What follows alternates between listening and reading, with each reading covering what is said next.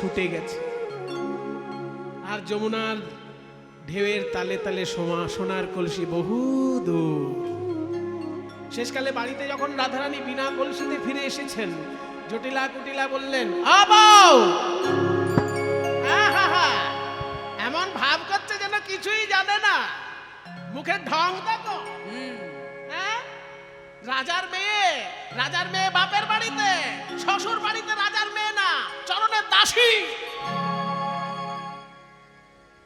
অলক্ষী কোথাকার, সোনার কলসি জলে ভাসিয়ে এসেছো অলক্ষী।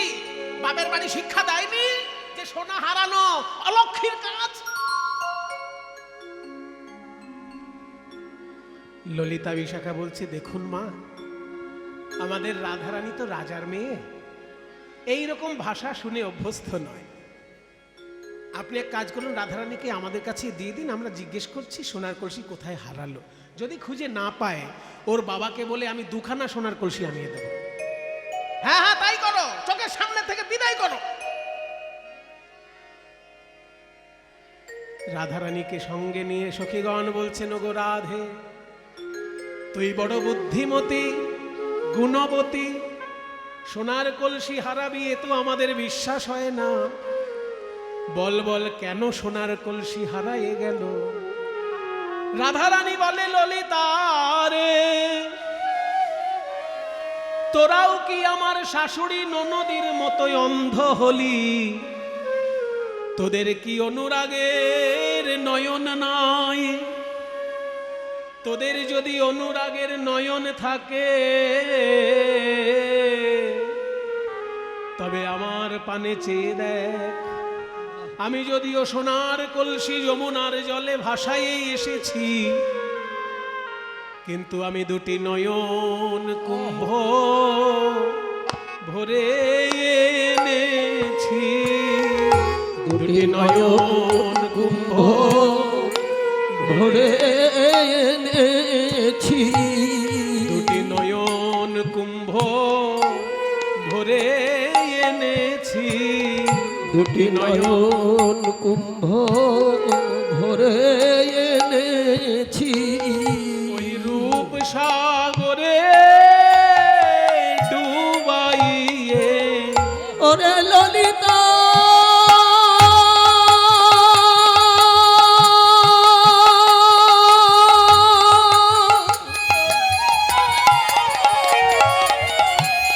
বিশাখা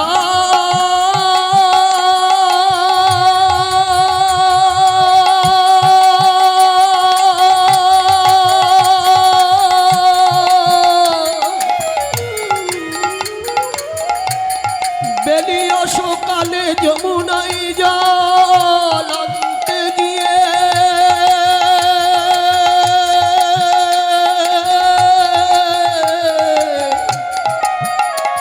কৃষ্ণের রূপ সাগরে নয়ন দিয়ে আমার দুটি নয়ন কুম্ভ ভরে এনেছি।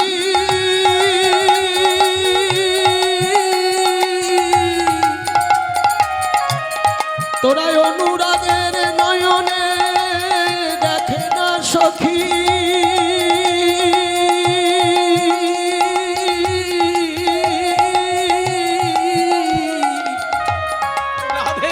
ললিতা রাধে রাধে, তুই যে রূপ দর্শন করেছিস আমাদের, তাহলে খুলে বল। গোবিন্দের রাঙা চরণ, যেদিন যে অঙ্গে নয়ন দি সেই অঙ্গে যেন নয়ন আবিষ্ট থাকে। আজ আমি দেখলাম গোবিন্দের দুটি রাঙা চরণের কেমন মাধুর্য। পদটা আগে বলি, তারপর গানটা গাইলে আপনাদের বুঝতে সুবিধা হবে। অরুণিত চরণে রণিত মণি মঞ্জির আধ আধ পদ চলনি রস। আবার বলছি, অরুণিত চরণে, অরুণিত মানে আগে বললাম না, অরুণ মানে সকালের লাল টকটকে সূর্য, ওই লাল টকটকে গোবিন্দের পায়ের তলা, তাই বলছি অরুণিত চরণে। রনিত মানে রুনুঝুনু করছে।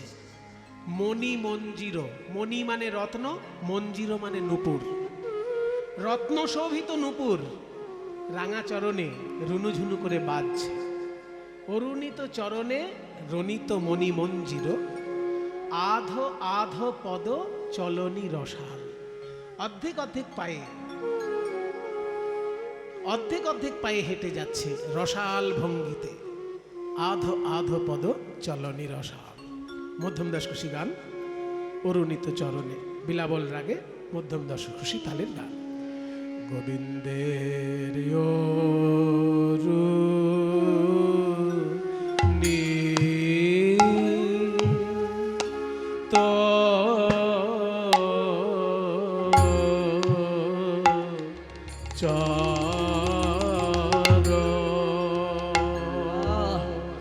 ধরে ধরে চরণে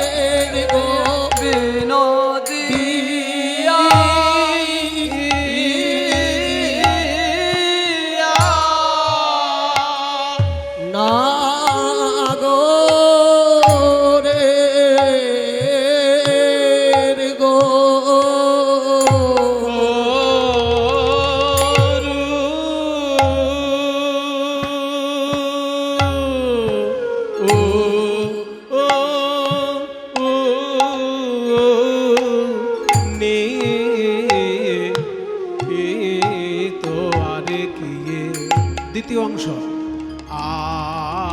আধো আধো আধো পদ চলনি রসাল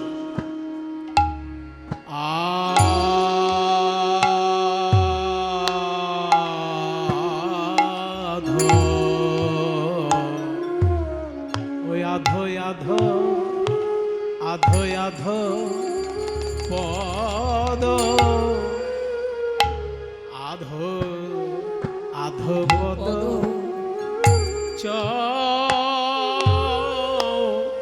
চলো নি চলো নিরসা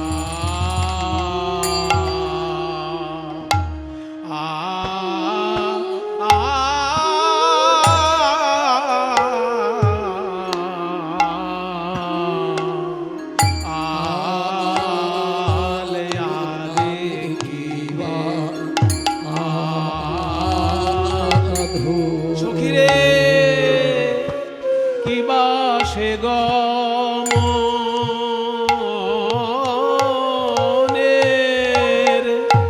ভঙ্গি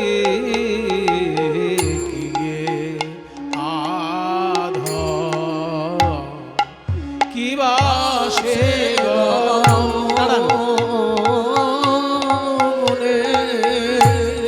খঞ্জন গতি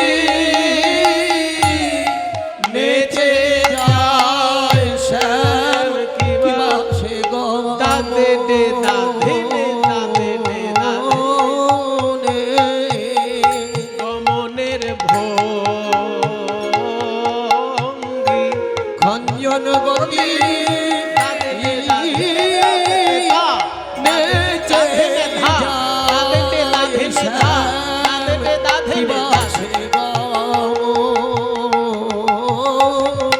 ধরে ধরে ভঙ্গি খঞ্জন গতি নেচে দাদে দাধে নে ধা দাদে দাধে নে ধা কিবা ধরে ধরে দাদে দাধে নে দাধে নে দাধে নে খঞ্জন গতি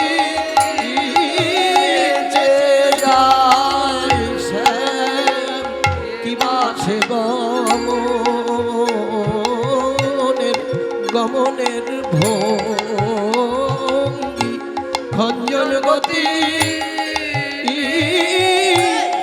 শ্যাম কি বাসে গমনের গমনের ভঙ্গি খঞ্জন গতি নেচে যায় শ্যাম কি বাসে খঞ্জন গতি নেচে যায়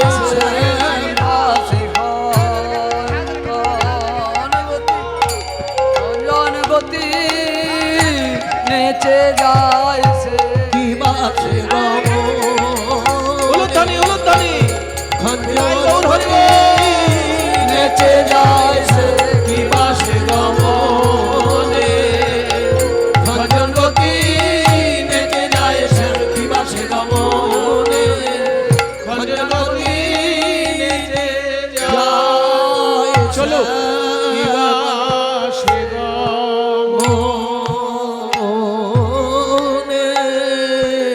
গমনের ভঙ্গি কিয়ে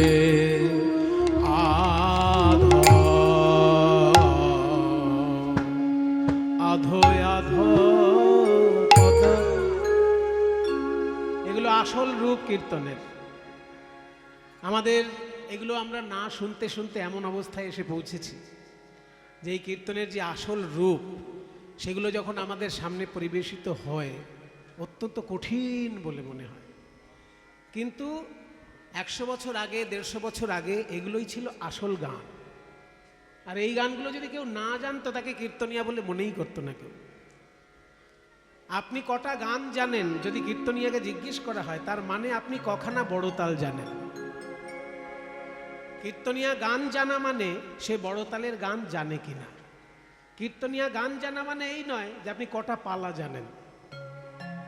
যদি কোনো কীর্তনিয়াকে জিজ্ঞেস করা হতো আগেকার দিনে যে আপনি কটা গান জানেন, তার মানে এই নয় যে আপনি রাসলীলা জানেন, আপনি মানভঞ্জন জানেন, ওরকম নয়। আপনি কখানা বড় তাল জানেন, কারণ কীর্তনের গান জানা মানে কটা সে বড় তালের গান শিখেছে। এগুলোই হচ্ছে কীর্তনের আসল গান। যে পদ আপনারা শুনলেন, এই পদের লেখক হচ্ছেন গোবিন্দ দাস।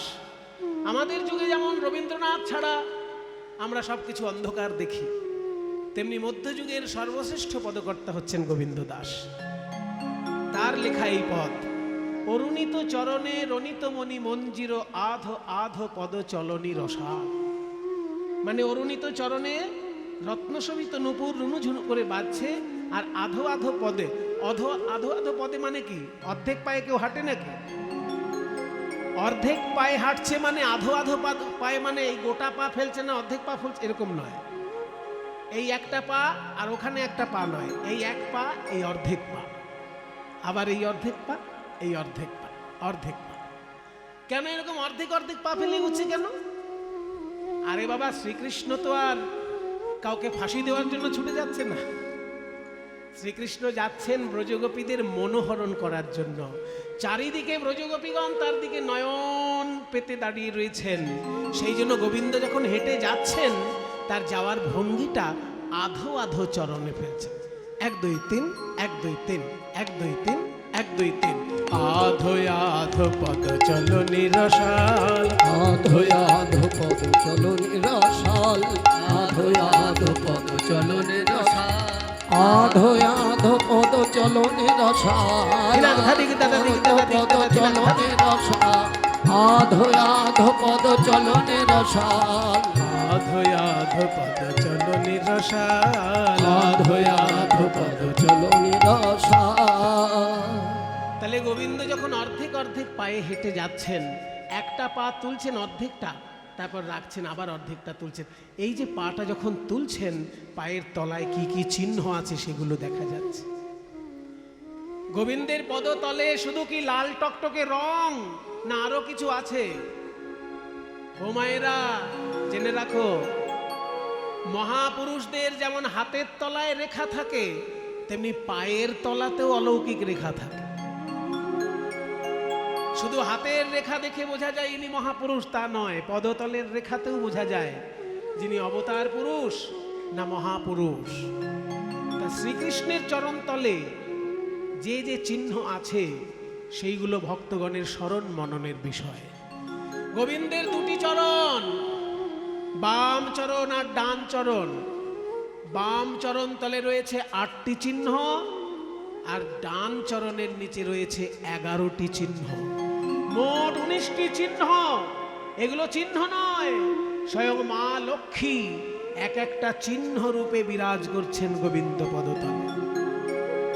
সেই 19টি চিহ্ন কি কি সেগুলো আমি বলবো এখন।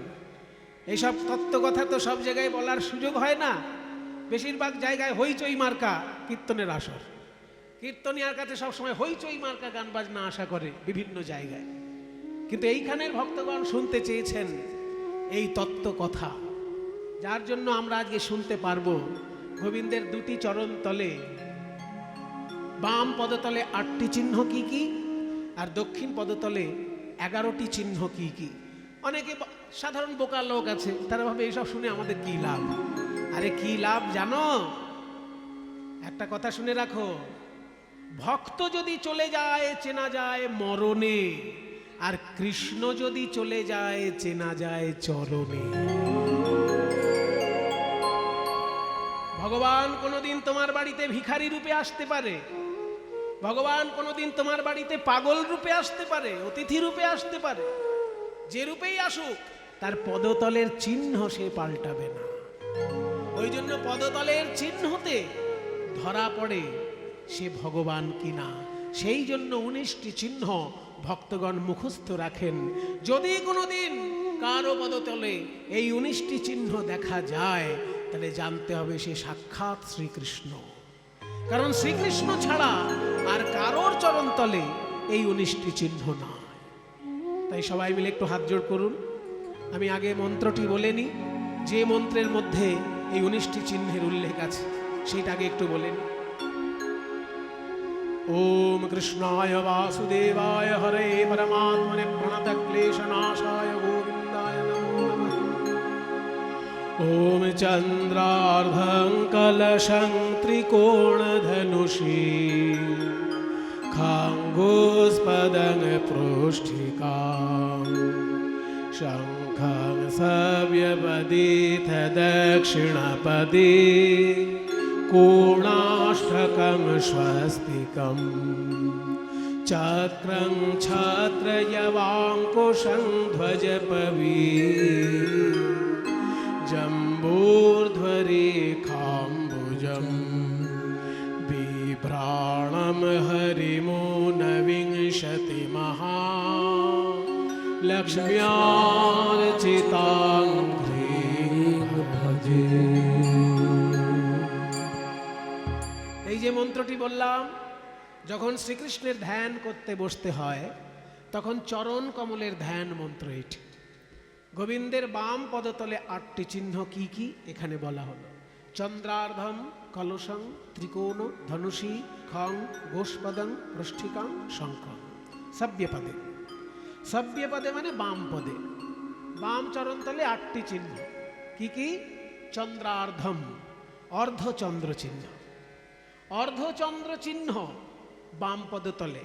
কি করে এলো অর্ধেক চাঁদ? অর্ধেক চাঁদ চিহ্নটা কবে? পূর্ণিমার দিন যদি পূর্ণ চাঁদ উদয় হয় তাহলে অর্ধেক চাঁদ কবে উঠবে? পূর্ণিমার দিন তো পূর্ণ চাঁদ নাকি? তাহলে পূর্ণ চাঁদ যদি পূর্ণিমার দিন দেখা যায় তাহলে অর্ধেক চাঁদ কবে দেখা যাবে? অনেকে বলবেন ভাই এইটা আবার জিজ্ঞেস করতে আছে, 15 অর্ধেক করে দিন, তাহলে এই তো ঝামেলা মিটে গেল, তাই না?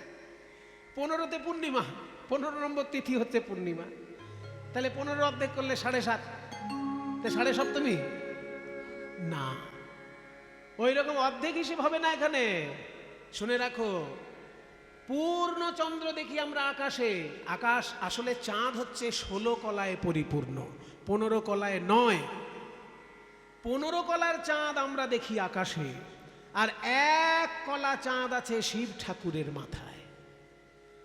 এই 15 কলা আর 1 কলা মিলে 16 কলায় পরিপূর্ণ চাঁদ।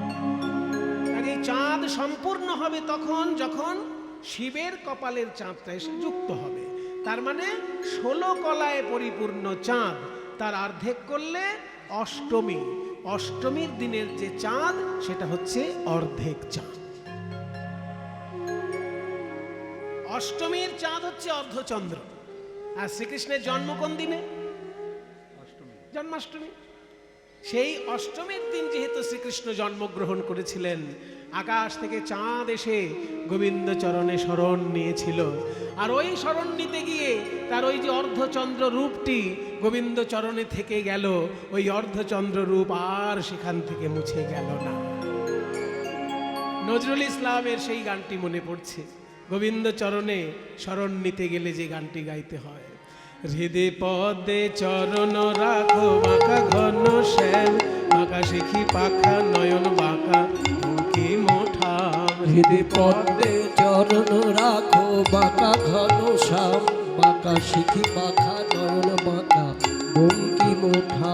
তুমি দাঁড়াও ত্রিভঙ্গে, তুমি দাঁড়াও ত্রিভঙ্গে, অধরে মুরলি ধরে দাঁড়াও ত্রিভঙ্গে, অধরে মুরলি ধরে দাঁড়াও ত্রিভঙ্গে। বাঁকা শিখি পাখা নয়ন বাঁকা বঙ্কি মোঠা, বাঁকা শিখি পাখা নয়ন বাঁকা বঙ্কি মোঠা।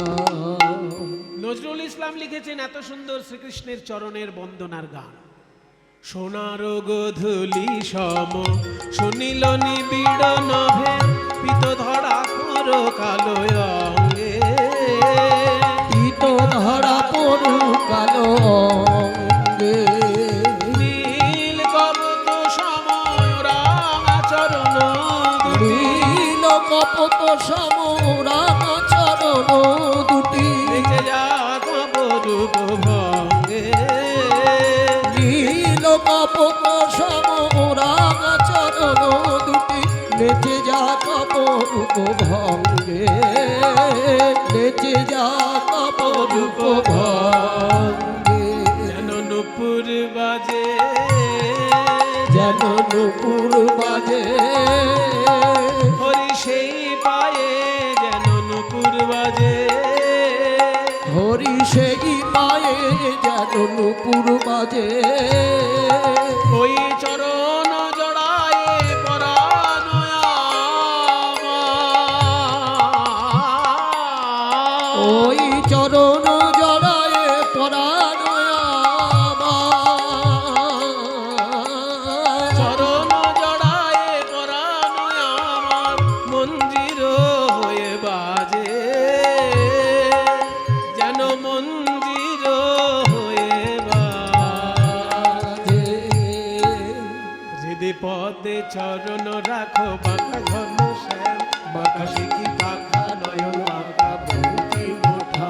হৃদয় পদ্মে চরণ রাখো বাঁকা ধন শ্যাম, বাঁকা শিখি পাখা নয়ন বাঁকা বঙ্কি মোঠা।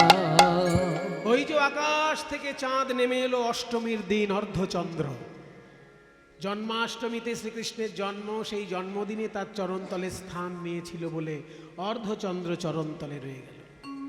চন্দ্রার্ধ, তারপর তিন ত্রিকোণ, তিনটে কোণ মানে তিন গুণের প্রতীক, সত্যগুণ, রজগুণ, তমগুণ। এই তিনটে গুণ অনুসারে প্রত্যেকটি মানুষ তৈরি হয়। যে সত্যগুণের, যার ভিতরে সত্যগুণ বেশি তার ভিতরে ধার্মিক ভাবনা বেশি, যার ভিতরে রজগুণ বেশি তার ভিতরে ভোগ বাসনা বেশি, আর যার ভিতরে তমগুণ বেশি তার ভিতরে মাতলামি, অতিরিক্ত ঘুম, পচা পচা খাবার প্রিয়, এই ধরনের বৈশিষ্ট্যগুলো তার মধ্যে থাকে। তাই তিন রকমের গুণাবলীতে সারা পৃথিবীতে মানুষ তৈরি হয়েছে। ভগবানের চরণে কিন্তু সবার অধিকার। ভগবানের চরণে দেবতাও স্থান পাবে, মানুষও স্থান পাবে, দৈত্যও স্থান পাবে। সত্যগুণ, রজগুণ, তমগুণ তিন গুণের লোকেই তার চরণে স্থান নেবে। তাই তিন কোণা চিহ্ন বিরাজ করছে। অন্যদিকে তাত্ত্বিক ব্যাখ্যা করা হয়েছে তো এই তিন কোণা চিহ্ন হচ্ছে ব্রহ্মযোনি। যখন কেউ ধ্যান করে দুটো ভুরুর মাঝখানে যে জ্যোতি দেখতে হয়, সেই জ্যোতিটা হচ্ছে তিন কোণা চিহ্ন। সেই চিহ্ন, ওই ব্রহ্মযোনি চিহ্ন গোবিন্দের চরণতলে বিরাজ করছে। চন্দ্রার্ধ কলসম, কলস, চন্দ্রার্ধ কলস, তারপরে হচ্ছে কলসি। কলসি চিহ্নটা এলো থেকে, এই যে কুম্ভ মেলা হয় না, কুম্ভ মেলায় অমৃতের কুম্ভ থেকে অমৃত ছলকে পড়েছিল বলে এই কুম্ভ মেলা হয়। এই অমৃতের কুম্ভ ভারতবর্ষে 4টি মহাতীর্থে রাখা হয়েছিল। এই 4টি মহাতীর্থে সেই জন্য অমৃত স্নানের জন্য লোকে যায় কুম্ভ মেলায়। একটা হচ্ছে এলাহাবাদ মানে প্রয়াগ তীর্থ, আর একটা হচ্ছে হরিদ্বার, আর একটা হচ্ছে উজ্জয়িনী, আর একটা হচ্ছে নাসিক। এই 4টে তীর্থেতেই আপনারা কে গেছেন দেখি, একটু হাত তুলুন দেখি। 4টেতেই গেছেন এমন?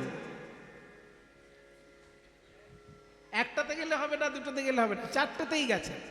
মানে হরিদ্বারেও কুম্ভ মেলায় গেছে। এখন কুম্ভ মেলায় হুজুকে পড়ে প্রচুর লোক গেছে প্রয়াগ তীর্থে। আমি হুজুকে ভক্তদের কথা কিন্তু বলছি না, তারা গেছেন, ভালো করেছেন, পুণ্য অর্জন করেছেন, কিন্তু হুজুক নয়। তীর্থ যাত্রাকে সফল করার জন্য 4টে তীর্থেতেই কুম্ভ মেলায় যেতে হবে। পরিপূর্ণ কুম্ভ স্নান করতে গেলে 4টি জায়গাতেই যেতে হবে, হরিদ্বার, প্রয়াগ তীর্থ, উজ্জয়িনী আর নাসিক। এই 4টে জায়গাতেই গেছেন এমন লোকের সংখ্যা কম আছে। আমি আশা করব আপনারা নিশ্চয়ই এই 4টি জায়গায় কুম্ভ মেলায় স্নান করে আসবেন। আপনাদের আশীর্বাদে আমি কিন্তু 4টি জায়গাতেই কুম্ভ মেলায় স্নান করেছি, এবং আমি একা নই, মাকে সঙ্গে করে নিয়ে স্নান করেছি। আপনি নিজে তীর্থ দর্শন করলে যত না পুণ্য হবে, আপনি কাউকে তীর্থ করালে আরো বেশি পুণ্য। আমার মা বলেছিল যে পুজো করতে গেলে 5টি তীর্থের নাম করা হয়, সেই 5টি তীর্থতে যেন আমি একবার স্নান করতে পারি। আর আমি পুজোর মন্ত্রতন্ত্র মায়ের কাছে বেশি শিখেছি। মা বাবার কাছ থেকে সংস্কার পায় ছেলে মেয়েরা। এই যে মায়েরা কথা বলেন না কীর্তনের আসলে, আপনার ছেলে মেয়েও আপনার কাছ থেকে শিখবে। মোবাইল শিখবে, আবার বলছে মোবাইল শিখবে। সংস্কার শেখাতে হয় ছেলে মেয়েদের। নিজে যদি না আচরণ করেন ছেলে মেয়ে কি শিখবে? সংস্কার পায় বাবা মার কাছ থেকে ছেলে মেয়েরা। আমার মা আমাকে পুজোর মন্ত্র শিখিয়েছে, বইতে মন্ত্র শিখেছি আমি পরে, আগে মায়ের কাছ থেকে শিখেছি। যখন ওই জল শুদ্ধি করতে হয় কোষাকুষিতে, গঙ্গে চ যমুনে চৈব গোদাবরী সরস্বতী নর্মদে সিন্ধু কাবেরী জলেস্মিন সন্নিধিং কুরু, এসব মায়ের শেখানো মন্ত্র। কুরুক্ষেত্র গয়া গঙ্গা প্রভাস পুষ্করানি চ পুণ্যান্নেতানি তীর্থানি পূজা কালে ভবন্তি। পুজো করতে গেলে দেখবেন কোষাকুষিতে সাধারণ যজমান করে কি, কিপটে হাড় কিপটে এক একটা যজমান ঠাকুর মশাইকে দক্ষিণা দিতে গেলে যেন তার একেবারে জীবন পেরিয়ে যাচ্ছে। ওই জন্য পুজোটায় কি কি হয় কখনো ভালো করে খেয়ালই করে না। যে ঠাকুর মশাই যত কম দক্ষিণা নেবে সে তত ভালো ঠাকুর মশাই। এরকম কিপটেমি করবেন না। কিপটেমি করবেন যখন বাজে বাজে খাবার খাবেন, সেই সময় পয়সাটা কম খরচা করবেন। কিন্তু বাজে খাবার সময় আপনার পয়সা চলে যাচ্ছে জলের মতো, আর পুজোর সময় আপনার হাড় কিপটেমি, এগুলো দূর করুন। ভগবানের উদ্দেশ্যে একটু ভালো করে খরচা করবেন, দেখবেন কোন দিক দিয়ে ঘরে আপনার টাকা চলে আসছে আপনি বুঝতেই পারছেন। চারিদিক থেকে আপনার অর্থ আসবে ঘরে। এইসব পুজোর মন্ত্র আমি মায়ের কাছে শিখেছি।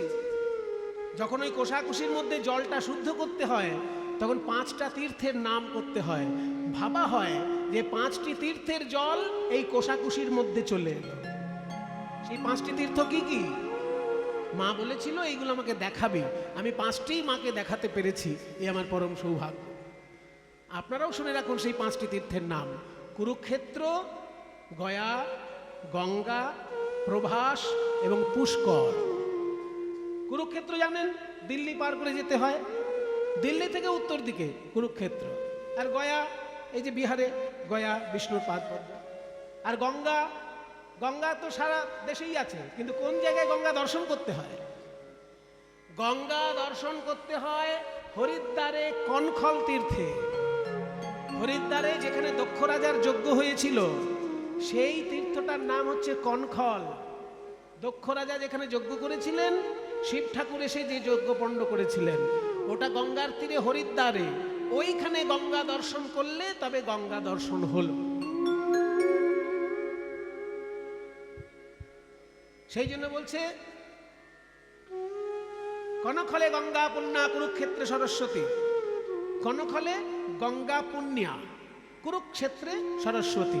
সরস্বতী নদী যদি দেখতে হয় কুরুক্ষেত্রে যেতে। এবার কুরুক্ষেত্রে সরস্বতী নদী দেখা যায় না, কারণ সরস্বতী নদী এখন বিলুপ্ত। আগে ছিল কুরুক্ষেত্রের উপর দিয়ে সরস্বতী নদী বইতো, কিন্তু এখন দেখা যাবে না। এখন একটা বিরাট বড় সরোবর আছে কুরুক্ষেত্রে। যখন আপনারা কুরুক্ষেত্রে যাবেন দেখবেন বিশাল সরোবর, মানে 1.5 কিলোমিটার চওড়া, 2 কিলোমিটার লম্বা, এত বড় সরোবর। এত বিশাল সরোবর একটা 1.5-2 কিলোমিটারের, মানে রেক্টাঙ্গুলার, 2 কিলোমিটার আর 1.5 কিলোমিটার, এত বড় একটা সরোবর। সেইখানে ব্রহ্মা যজ্ঞ করেছিলেন, ওই জন্য ওই সরোবরটার নাম ব্রহ্মকুণ্ড। ওইখানেই স্নান করতে হয়। কুরুক্ষেত্রে সূর্যগ্রহণের সময় স্নান করতে হয়। এসবগুলো বলে রাখছি কেন? আপনাদের মধ্যে যদি কোনো ভালো ছেলে থাকে, মাকে নিয়ে গিয়ে স্নান করাবেন। মায়ের পুণ্যর সঙ্গে সঙ্গে আপনাদেরও পুণ্য হয়ে যাবে। যখন সূর্যগ্রহণ পড়বে, সেই সময় কুরুক্ষেত্রের ওই ব্রহ্মকুণ্ডে গিয়ে স্নান করতে হয়, তবে কুরুক্ষেত্র দর্শন হলো। তাহলে এমনি গিয়ে প্রণাম করে চলে এলেন অর্ধেক। পরিপূর্ণ পুণ্য পেতে গেলে সূর্যগ্রহণ যখন হবে, তখন কুরুক্ষেত্রে ওই ব্রহ্মকুণ্ডে স্নান করতে হয়। কারণ ওই ব্রহ্মকুণ্ডে কুরুক্ষেত্রে সূর্যগ্রহণের সময় রাধা কৃষ্ণ স্নান করতে এসেছিলেন, তাদের ওইখানে মিলন হয়েছে। রাধারানী এসেছিলেন বৃন্দাবনে থেকে, আর কৃষ্ণ এসেছিলেন দ্বারকা থেকে। যখন কৃষ্ণ বৃন্দাবন ছেড়ে চলে গেলেন দ্বারকায়, তারপর একবারই মিলন হয়েছিল রাধা কৃষ্ণের, সেটা কুরুক্ষেত্রে। দ্বারকা থেকে কৃষ্ণ এসেছিলেন, আর বৃন্দাবন থেকে রাধারানী এসেছিলেন কুরুক্ষেত্রে সূর্যগ্রহণে স্নানের জন্য। সেই জন্য সূর্যগ্রহণে কুরুক্ষেত্রে ব্রহ্মকুণ্ডে স্নান করতে হয়। আর সেইখানের ওই সরস্বতী নদীর জলটাই ওই ব্রহ্মকুণ্ডে আছে। তাই সরস্বতী নদীতে যদি পুণ্য পেতে হয়, তাহলে কুরুক্ষেত্রে যেতে হবে। ওই জন্য বলছে কনখলে গঙ্গা পুণ্যা। গঙ্গাকে যদি ঠিক ঠিক পেতে হয়, কনখলে যেতে হবে। কনখল মানে হচ্ছে দক্ষ রাজার বাড়ি যেখানে, হরিদ্বার। হরিদ্বারে কনখল, ওইখানে গঙ্গা দর্শন করলে সঠিক গঙ্গা দর্শন হবে। আর কুরুক্ষেত্রে সরস্বতী নদী দর্শন করলে সঠিক দর্শন। আর নর্মদা বলছে সে মহাপুণ্যা নর্মদা সর্বত্র সর্বদা।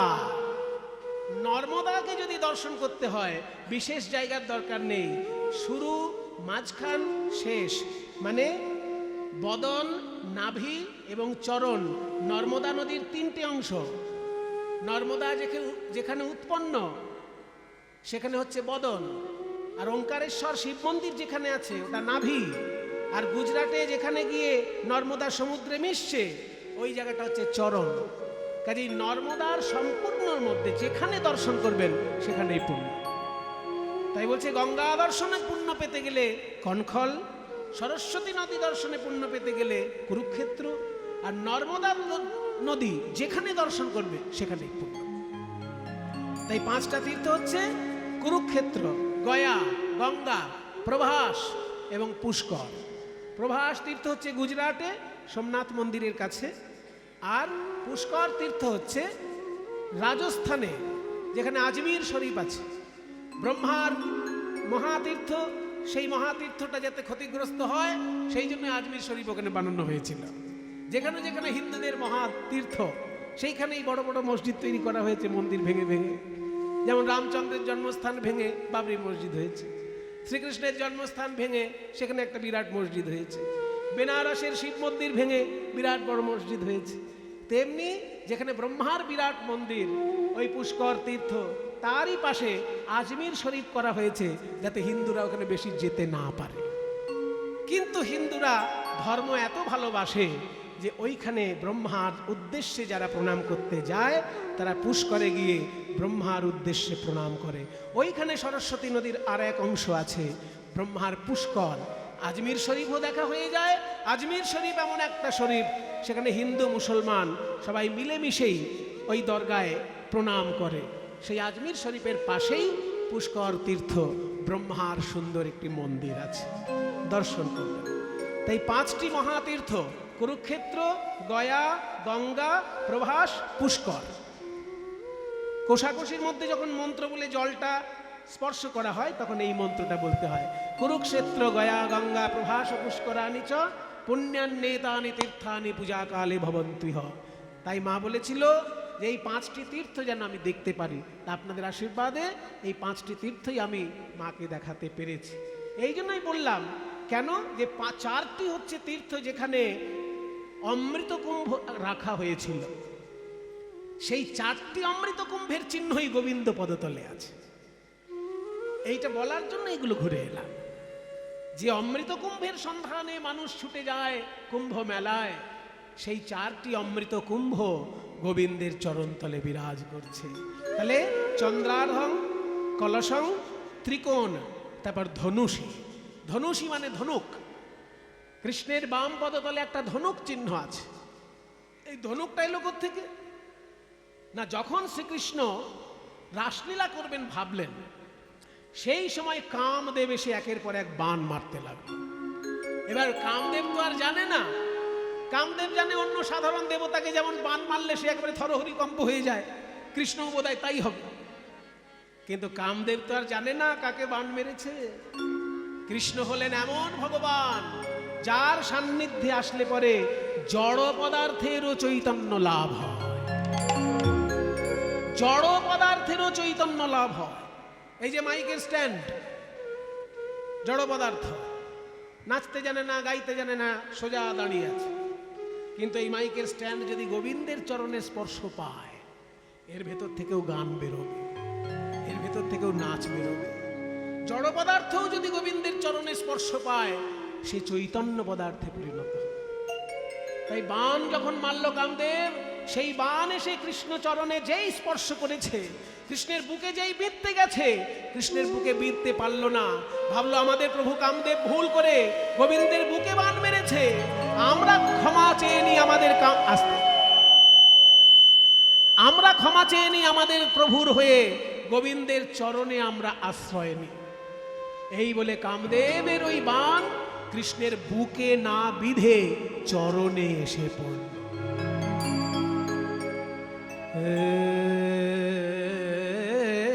গোবিন্দ রাখো চরণে,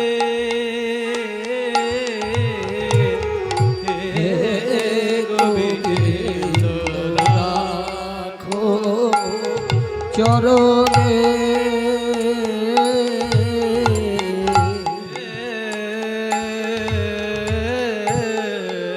গোবিন্দ হে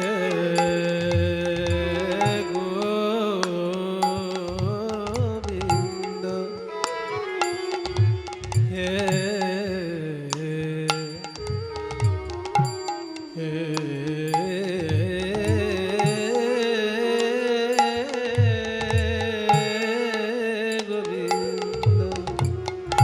হে গোবিন্দ লাখো চরণে হে গোবিন্দ রাখো চরণে পুরাতর চরণে শরণাগত ওরা তব চরণে শরণাগত তব চরণে শরণাগত আশ্রয় দাও আশ্রিত জনে রাখো চরণে হে গোবিন্দ রাখো চরণে হে গোবিন্দ রাখো চরণে গঙ্গা বহে যে শ্রীচরণ হবে কেন দুঃখ পাই সে চরণ গঙ্গা বহে যে শ্রীচরণ বে কেন দুঃখ পাই সে চরণ চে ত্রিতাপ জ্বালা হর হে শ্রী হরি চাহো করুণা সিক্ত নয়নে রাখো চরণে হে গোবিন্দ রাখো চরণে হে গোবিন্দ রাখো চরণে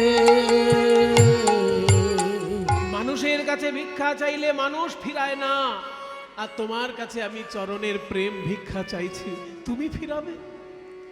ভিক্ষা চাহিলে মানুষ নাহি ফিরায়, তোমার দুয়ারে হাত পাতিল যে ফিরাবে কি, ফিরাবে কি তুমি তাই। ভিক্ষা চাহিলে মানুষ নাহি ফিরায়, তোমার দুয়ারে হাত পাতিল যে ফিরাবে কি, ফিরাবে কি তুমি তাই। ত্রিতা তব চরণ ধরিয়া ডুবে মরি যদি, রবে কলঙ্ক ভুবনে রাখো চরণে হে গোবিন্দ রাখো চরণে, মোরা তব চরণে শরণাগত, তব চরণে শরণাগত আশ্রয় দাও আশ্রিত জনে, রাখো চরণে হে গোবিন্দ, রাখো গোবিন্দ।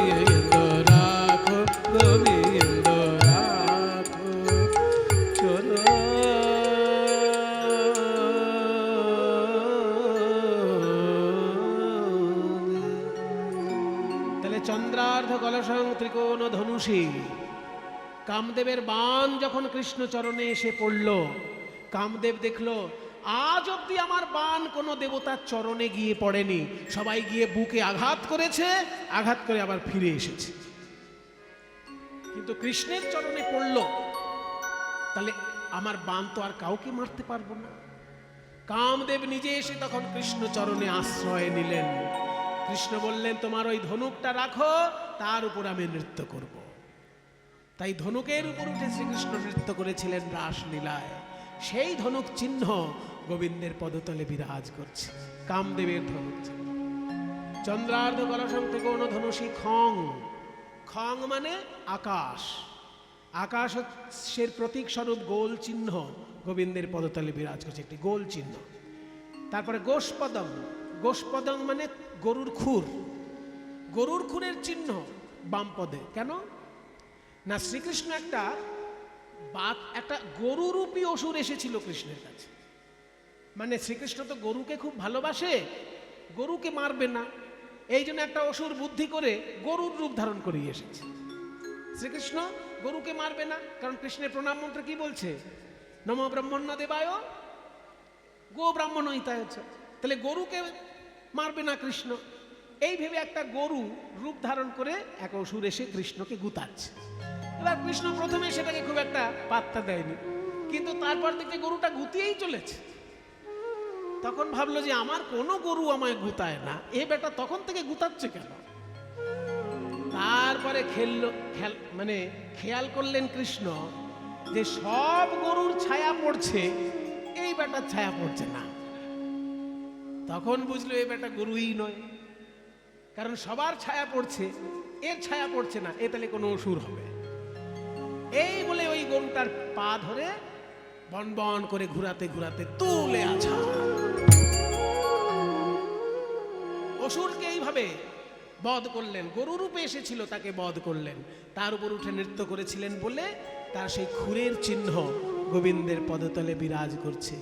এর তত্ত্বটা হলো এই যে কৃষ্ণের হাতে যদি কেউ প্রাণত্যাগ করে, তাকেও কৃষ্ণ চরণ ছাড়া করে না, তাকেও কৃষ্ণ নিজ চরণে রাখেন। তাই গরুর খুরের চিহ্ন তার পায়ের তলে। খং গোষ্পদং প্রষ্ঠিকাং, প্রষ্ঠিকাং মানে পুঁটি মাছ, পুঁটি মাছের একটা চিহ্ন গোবিন্দের পদতলে। এতক্ষণে অনেক ভক্ত এবার নড়ে চড়ে বসেছে, যাক এবার একটু মাছ টাছের আলোচনা হচ্ছে। পুঁটি মাছ নিয়ে অত উল্লসিত হবার কিছু নেই। এখানে পুঁটি মাছ বলতে যে পুঁটি মাছ আপনারা দেখেন ওই পুঁটি মাছ নয়। তাহলে কোন পুঁটি মাছ? এখানে পুঁটি মাছ হচ্ছে মৎস্য অবতার রূপে যখন ভগবান এসেছিলেন, প্রথমে তিনি পুঁটি মাছ রূপে দেখা দিয়েছিলেন, প্রথমে তিনি পুঁটি মাছ রূপে দেখা দিয়েছিলেন, তারপরে তিনি সেই রূপ বদল করে শিঙি মাছে পরিণত হয়েছিলেন। মানে একবার মহারাজ মনু ভাবলেন যে আমি অনেক দান করব, দান করতে করতে দান যখন সম্পূর্ণ হয়েছে, সেই সময় মনু ভাবলেন এইবার একটু স্নান করি, কারণ দান সম্পূর্ণ হয়েছে, এবার স্নান করব। যেই না স্নান করতে গেছে, অমনি হাতের মধ্যে একটা পুঁটি মাছ এসেছে, পুঁটি মাছ। এবার এই পুঁটি মাছটাকে দেখে মনু বলছেন, এই রে, স্নান করতে নামলাম, দান করার পর আবার পুঁটি মাছ চলে এলো কেন? যেই ভাষাতে গেছে অমনি পুঁটি মাছটা কথা বলছে।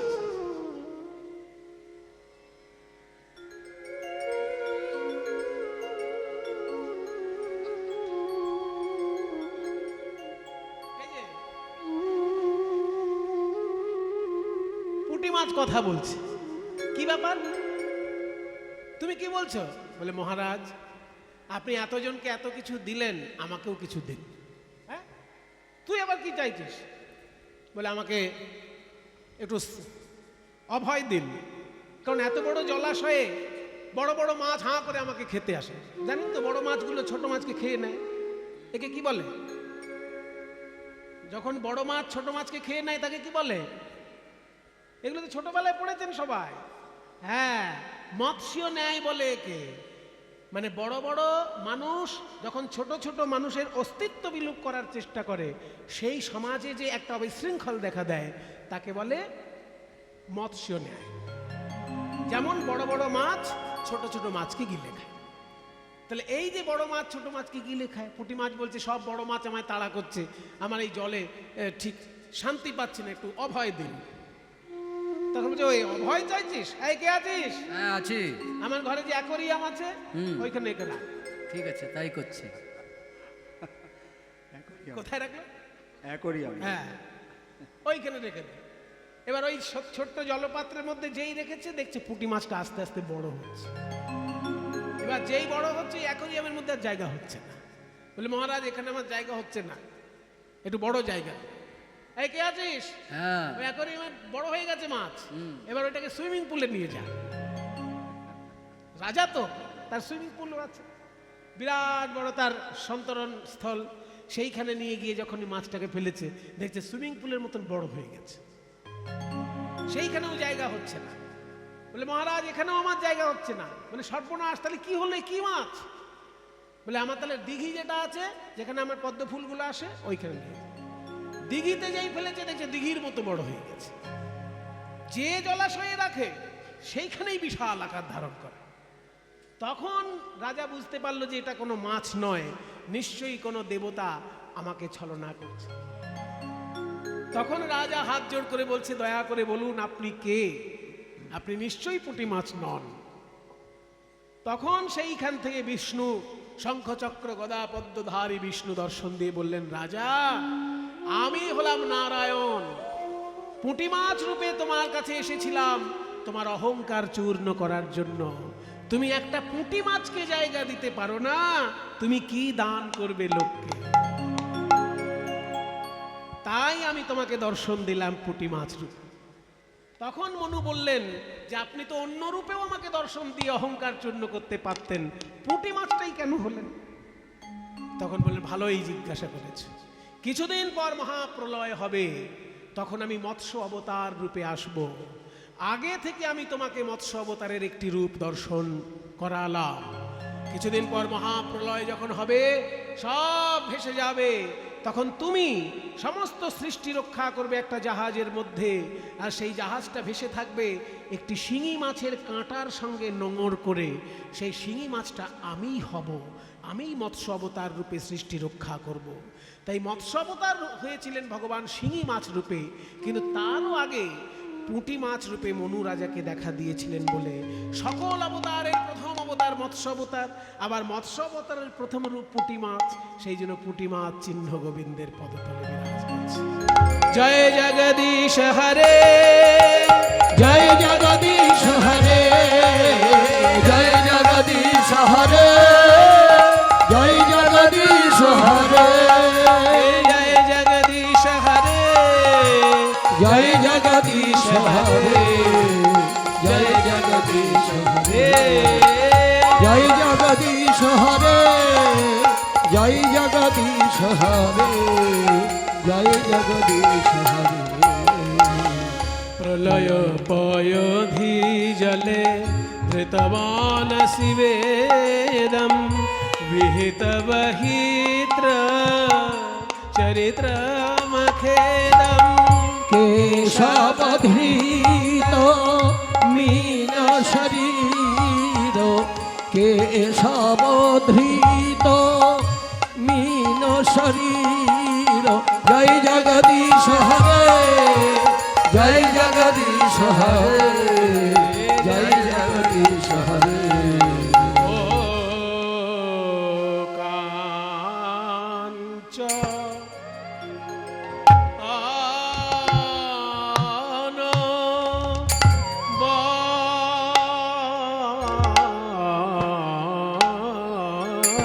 বঞ্চন ওই বসন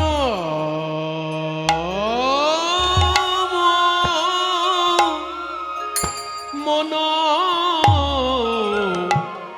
মনোরম রে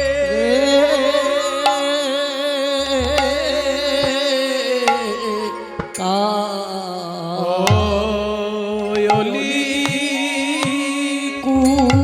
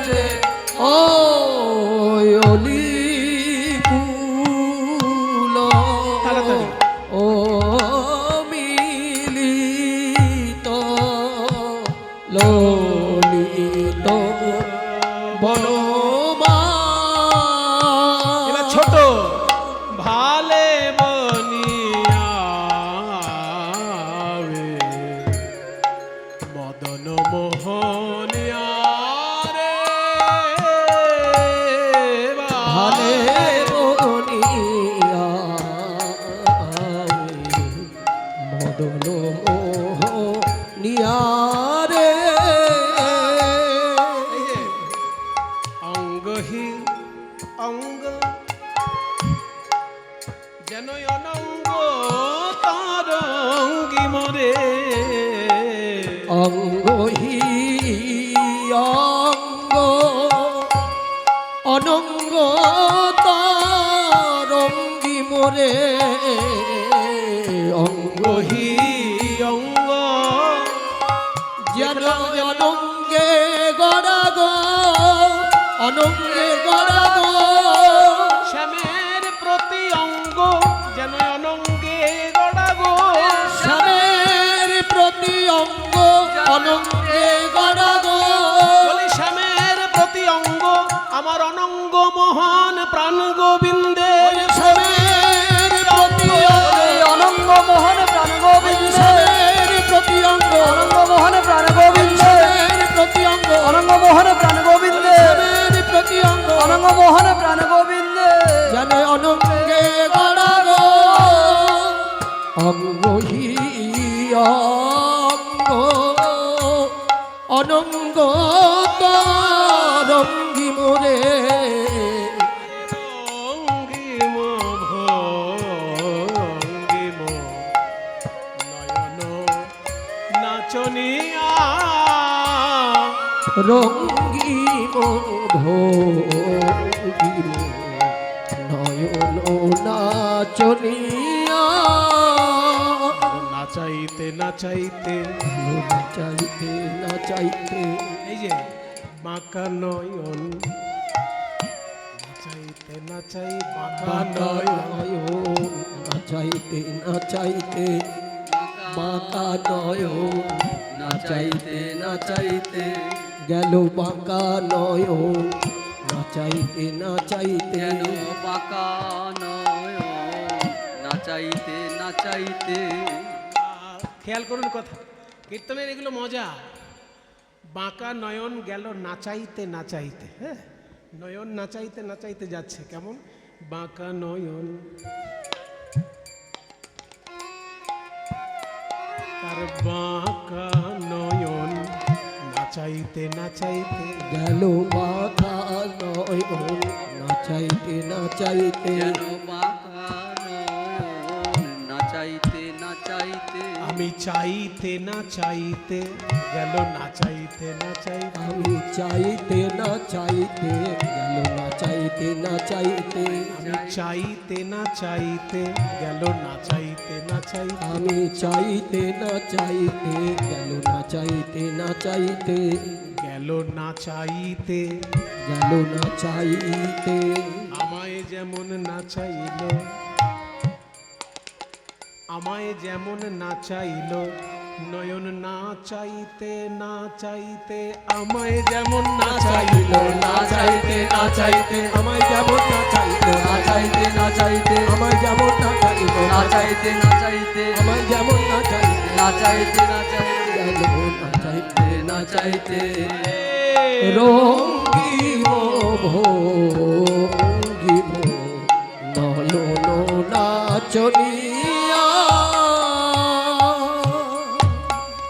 আজকে 8টা চিহ্নই বলবো বিস্তারিতভাবে বাকিগুলো উল্লেখ করব কয়টি বলেছি এই অবধি চন্দ্রার্ধ কলসং ত্রিকোণ ধনুষী খং গোষ্পদং প্রষ্ঠিকাং পুঁটি মাছ পর্যন্ত বলা হয়ে গেছে 7টা বলা হয়েছে আর একটা বলবো শঙ্খম অষ্টম চিহ্ন হচ্ছে শঙ্খ মানে শাঁখ গোবিন্দের বাম পদতলে মোট 8টি চিহ্ন তার মধ্যে অষ্টম চিহ্নটি হলো শাঁখ এই শঙ্খ চিহ্ন এলো কি করে একজন অসুর যজ্ঞ পণ্ড করে দিয়ে সমুদ্রের মধ্যে শঙ্খের মধ্যে গিয়ে লুকাতো শঙ্খের মধ্যে গিয়ে লুকাতো তার নাম হচ্ছে পঞ্চজন পঞ্চজন মানে এখানে 5 জন নয় অসুরটার নাম পঞ্চজন সে শঙ্খের মধ্যে গিয়ে লুকাতো কৃষ্ণ যখন সে কথা জানতে পারলেন সেই 5 জন অসুরকে বধ করে তার শঙ্খটা নিয়ে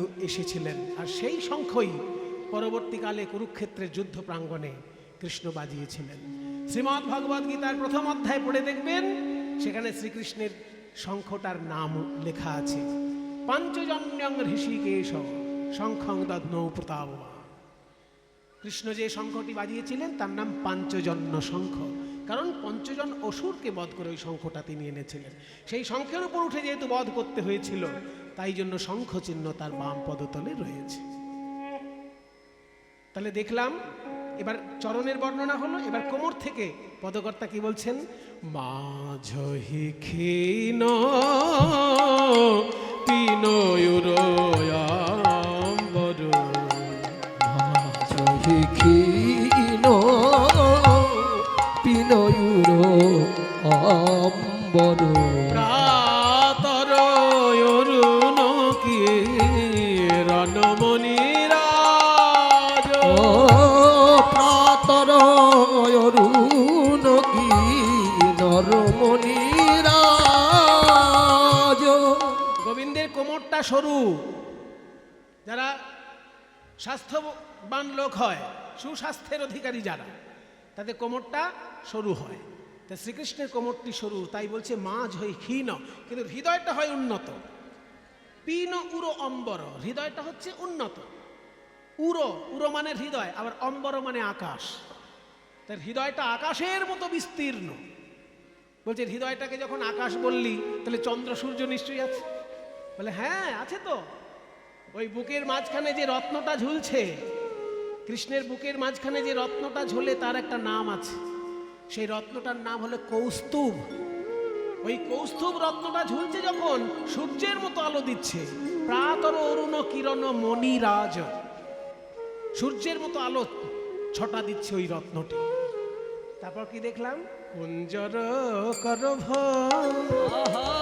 করহি কর বন্ধন রে। কুঞ্জর করভ করহি কর বন্ধন রে। কুঞ্জর করভ সখী রে। কুঞ্জর মানে হাতি, করভ মানে সুড়। কুঞ্জর করভ মানে হাতির সুড়।